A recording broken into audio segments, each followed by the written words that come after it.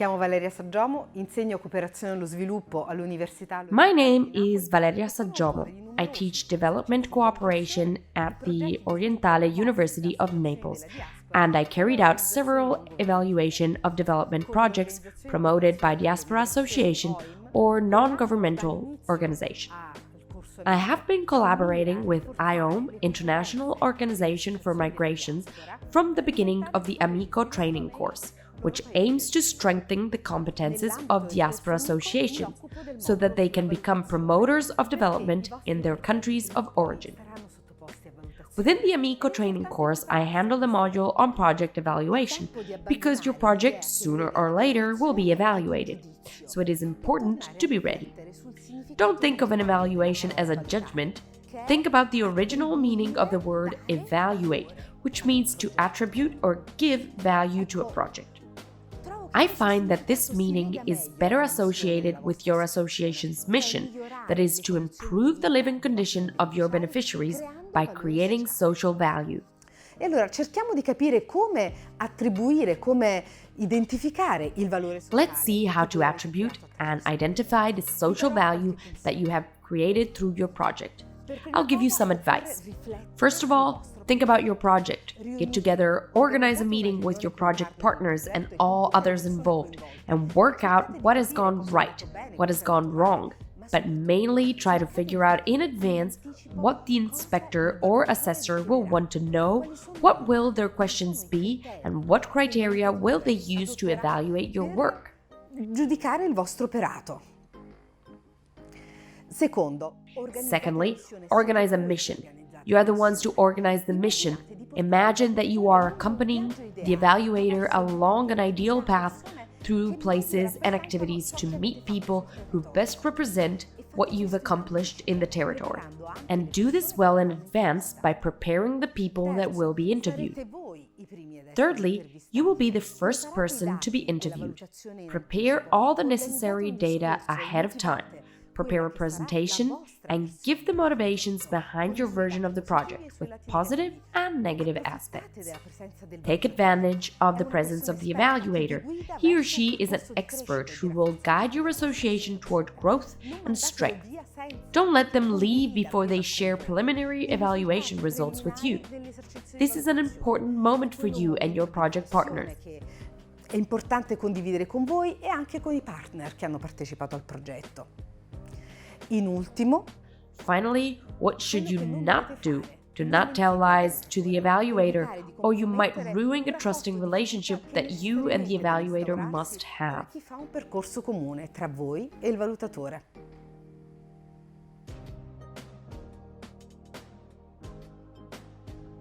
An evaluation is a process to recognize the social value created in a community by your association and its partners through your project, and that can suggest how to improve interventions in the future. An evaluation should not be considered simply a judgment, but as an opportunity for growth and improvement for an association that promotes development projects as well for the communities involved.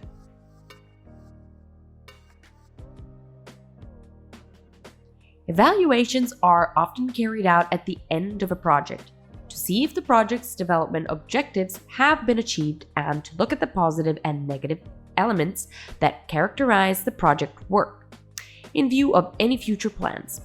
This is called a final evaluation. However, at the end of a project consisting in school rehabilitation, for example, it won't be possible to know just how much the school improved the lives of the people in the area. You might be able to know that more children have enrolled in school, or that more actually go to school, but you can't know to what extent going to school has improved their lives by becoming more literate and with better health and well-being. To be able to measure this kind of change in the long term, you would have to return in the area after a certain period of time when the effects of the school project are more noticeable and when you could demonstrate its impact. To be able to evaluate the impact of a project or to see what has happened in a community because of the project, you can ask for an ex post evaluation, one that will analyze the changes a year or two or even more after the project closure. But an evaluation can be done halfway through a long project, 1 or 3 years or more, or for a pilot project or a new project being piloted for the first time. In these two cases, your association might think it helpful to understand halfway through the project if your strategy or work plan has a good chance of being successful or whether it's necessary to correct your course a few degrees, to use a naval expression. When an evaluation is done halfway through a project, it's called an intermediary assessment. Finally, an evaluation could also be done prior to the start of your project to see if the strategy chosen and described in your change theory has a good chance of being successful. In this case, we speak of an ex ante assessment, of a feasibility study. Normally, this type of evaluation is associated with a particular aspect of the intervention strategy. For example, environmental, social, cultural, or technological aspects, and the purpose is to possibly identify anything that could create a negative impact. If the ex ante evaluation finds something that could cause a negative impact, the project must be modified or measures must be taken to protect the nearby population to minimize any negative impacts of the project.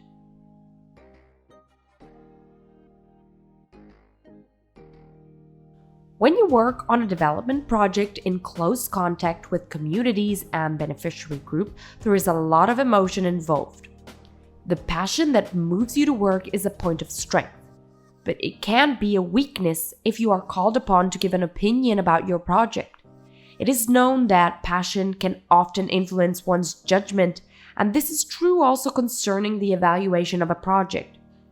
That's why it's better to let someone outside the project do the evaluation, someone who can be objective about judging the improvement your project has brought to the community involved.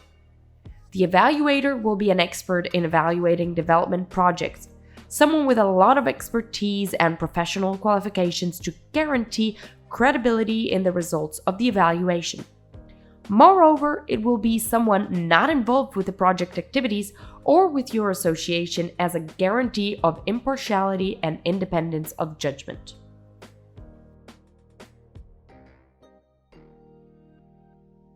The evaluator who will study your project will pose two basic questions. Regarding the initial social problem, has the association done the right thing by promoting the project's aims? And was this done in the proper manner? The first question focuses on the core content of your project, and the evaluator will use two criteria: the relevance and the impact.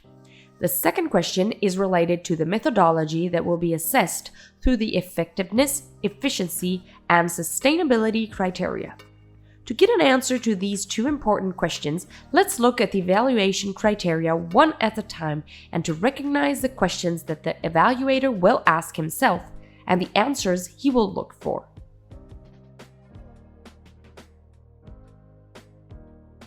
The relevance of your project will be measured within the context in which it is carried out. What problems need to be solved that can justify your intervention? In fact, projects strive to improve a problem situation, and they must intervene in a process of local development and change consistent with the improvements you wish to bring about. If it's true that your project is consistent with a local process of development, it must be proven. The evaluator will look for local development plans. He will interview local authorities and other actors operating in your sector of work and in the same area to find this consistency and to verify whether you have coordinated your work with them. Therefore, when an evaluator looks for the relevance criterion, he will do so on different levels. The first is the local community. The evaluator will try to understand if the project promoted by the aspirant is important for the community. He will ask opinions of direct beneficiaries of the project. Usually, the more involved the community is in the identification of the project, for instance, personally expressing the need for improvement, the better satisfied the criterion will be. The second level concerns local and national administration. The evaluator will see if the project fits with local and national development strategies. he will read local development plans and talk with competent authorities in the sector of interest. Generally, the more the project responds to local development plans and the more informed and involved the local authorities are, the better satisfied this criterion will be. Finally, there is an external level. The evaluator will look to see if there are external actors like NGOs, international organization, other funding organization involved in your same sector and in the same area where the project is being carried out. In general, if your sector is a priority for local officials, there will be a lot of different people and groups working together. The evaluator will want to know if the most relevant external actors know about your specific initiative in order to avoid overlaps and to ensure a coordinated collaboration among other actors working in the same sector and in the same region.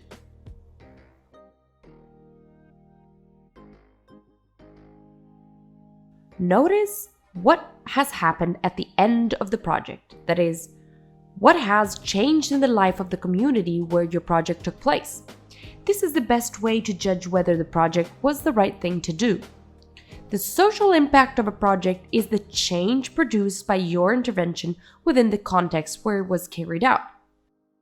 The changes might be immediately noticeable, but generally some time must pass before it is actually obvious or measurable. How do you measure social impact? By a comparative assessment of the situation before and after the project. The evaluator will ask, what was the needy situation before the project began and what had changed at the end of it? Does the problem situation still exist or has it been resolved? What did satisfying a need entail? Remember that the social impact of your project can be positive, as we hope it is, but it could be negative. That is, it may have caused a worsening of the quality of life for the people involved, or it could have created conflicts because it wasn't managed properly by the promoting organization. For example, the digging of a well might cause conflicts if it isn't decided exactly who is responsible for the well, its maintenance, and access to the water by the people.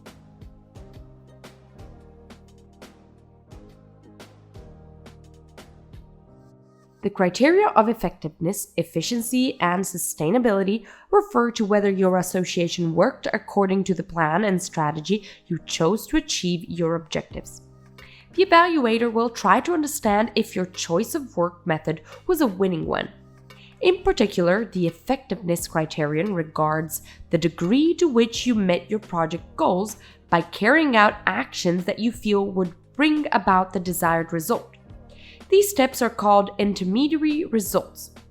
To evaluate the degree of achievement of objectives and desired results, one looks at the indicators. The evaluator will ask for data concerning the measurements of indicators and will verify the information furnished by the association by visiting the territory in person and interviewing the local beneficiaries. If the evaluator finds that the objectives were not totally met, the first thing he'll want to know is why not. This might mean analyzing the external conditions that can influence the outcome of a project, condition that you put in the last column of the logic chart and in the project risk analysis. In other words, the evaluator will try to understand if the unsuccessful results were due to events beyond your control, like political, environmental factors, or due to action of third parties involved in the project, or whether your association is responsible for things you could have directly controlled or worked on. In this last case, an analysis of the efficiency criterion will reveal where the management error is that slowed down the project or kept it from being successful.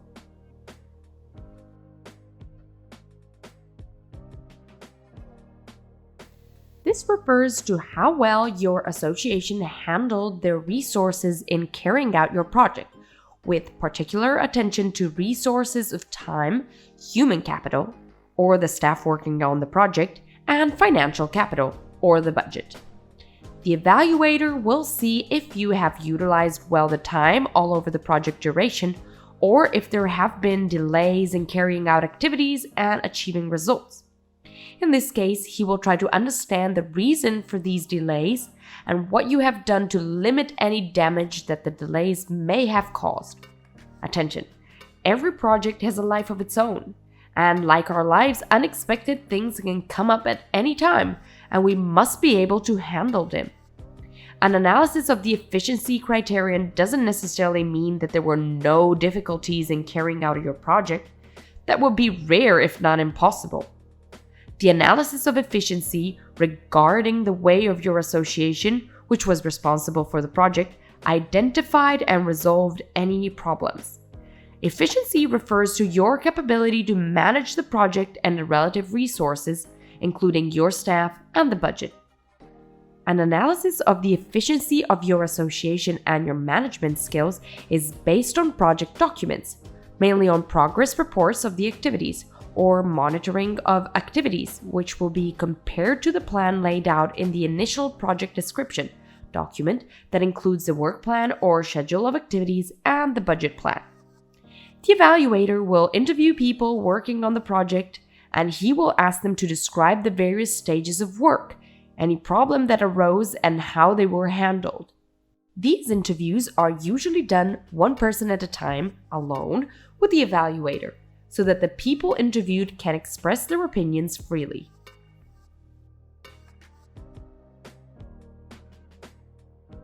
The last criterion that the evaluator will use to evaluate the social value of your project is sustainability. The concept of sustainability has become a pillar of promoting development policies and related project actions to such an extent that it is mentioned in the development objectives of the new millennium, which have become Sustainable Development Goals since 2015. The emphasis on sustainability is to point out how the development policies today intend to assure a better future for the next generations, but also for those that see them put into effect. Sustainability refers to the probability that the project benefits will continue even after project completion. For example, improved access to clean water for the community could be one of the changes brought by a water-focused project to the lives of people in the specific village.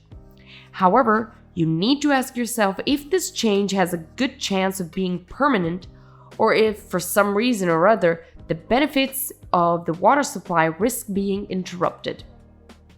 How can an evaluator know whether your association project will be sustainable?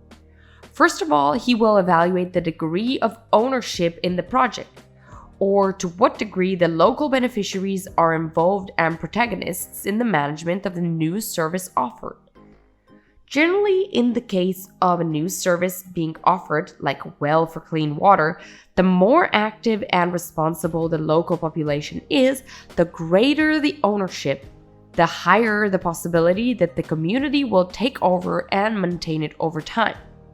Ownership is measured mainly by how much the local administration is involved and, as institutions, should take on the responsibility of managing services for the population. For example, if the well doesn't work, whose job is it to repair it? Who will take care of it to protect the beneficiaries? The evaluator will want to know that your association raised this issue in advance, and in order to guarantee continuation of the service for the people, that you made precise agreements with the local or national administration that determine exactly who will do ordinary and extraordinary maintenance of the well and how. The sustainability criterion concerns various aspects of the project that your association has promoted. There is a financial sustainability to understand if, after the funding of the project, there are any other resources that will allow you to continue with the benefits of the change brought about. Financial sustainability of a water plant or well could be assured by payments, even minimal, from the community. A small financial contribution could be collected and set aside by local authorities to be used later for either maintenance or expansion of the service. We talk about environmental sustainability to understand whether the improvements brought about by the project had a positive or negative effect on the local environment. For example, the environmental sustainability criterion concerns the possibility that the water source would run out or dry up after a well was dug, and the evaluator will calculate the maximum degree of the use of water source to avoid its running out. If the project introduces some new technology in the territory, for example an electric pump or a filter, the evaluator will ask if there are conditions for the sustainable technology of the equipment, whether the technology is appropriate for the context, if qualified people who will be able to provide equipment maintenance are present, if spare parts are available. In evaluating the political institutional sustainability of your project, the evaluator will consider how much the local authorities and local institutions have been involved, their willingness to be responsible for this public equipment, and if that is consistent with the model of government currently in power at the local and national level.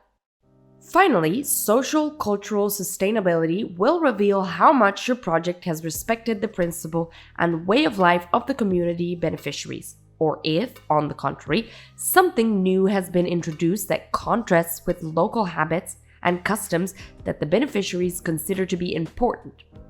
For example, in some rural areas of Africa, collecting water is usually the task of women, and it is an important social time for them because they make and consolidate friendships and personal relationships within a strictly women's circle. The evaluator will look to see if this aspect was taken into consideration and that measures have been taken to protect the women's interests and to maintain their social habits connected with collecting water.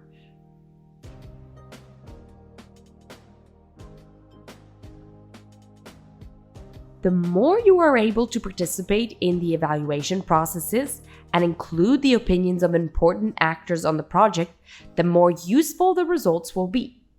It's important to keep in mind that you should get an advantage from the evaluation, which would be an indication of what your association's next steps should be in your field and in the territory where you work.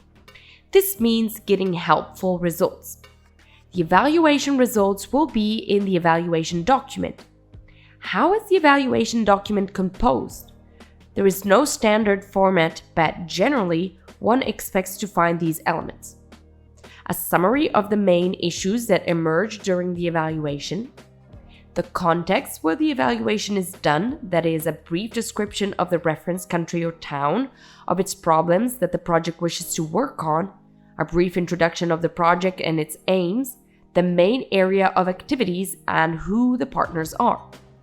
A rather detailed description of the study methodology that the evaluator used for that particular evaluation, and that includes some reference to any possible limitations of the evaluation. A description of the final results and the evaluator's conclusion.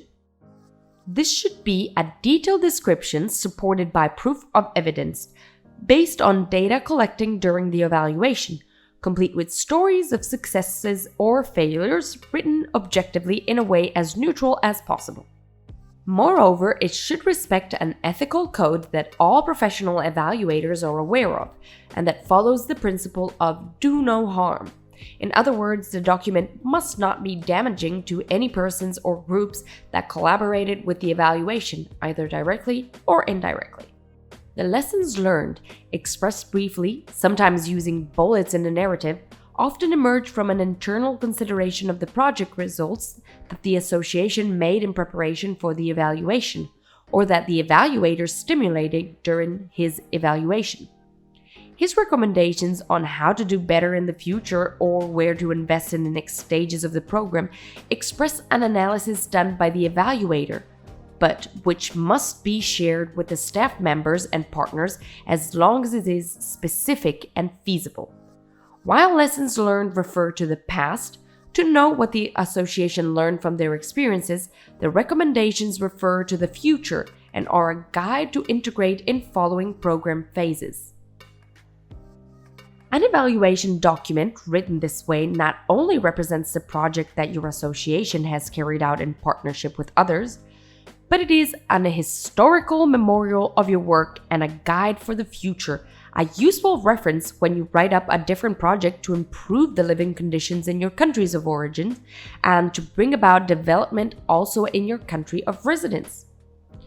This is the usefulness of a final or intermediary evaluation as a moment of reflection guided by a professional, as a historical memorial of what you did, and as a guide for future development actions. We are at the end of the lesson on evaluations. Imagine getting the final document. What would happen if you found that the best aspects of the project weren't deservedly mentioned, or that the evaluator's analysis mainly describes unfairly some aspects of your project that didn't have the successes you'd hoped for? No problem. Although the evaluator carries out the analysis independently, you have the opportunity to discuss with him the way he will present the analysis so that it will show a fair opinion, be representative of your project, and helpful to your work. In this case, you must send a written comment to the evaluator explaining which aspects you think should be elaborated on in light of new information, or which comments should simply be improved. The evaluator will accept your comments and write up a final report, but remember, he will be the sole author responsible.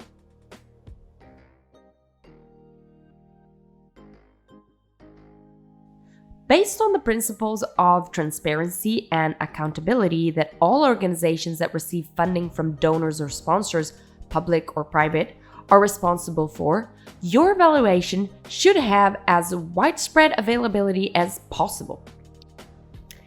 If you are the ones to commission an evaluation, you will be the ones to receive the final document, which must be sent to your donors who indirectly financed it.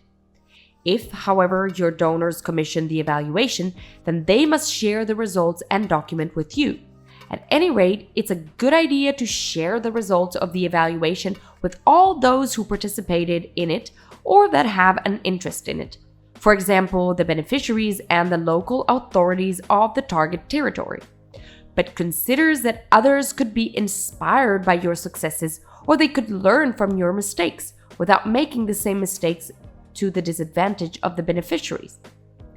That's why it's a good practice to share the evaluation results even with people not involved in the project, like other associations or organizations, NGOs, or anyone who wants to learn from your experience. For example, upload the document on your website. It's important to agree with your donor about where and to what degree you should make your document public. However, and if you decide to make it public, inform the evaluator of your decision so that he or she can have a voice in the decision. My best wishes that you can get a great evaluation.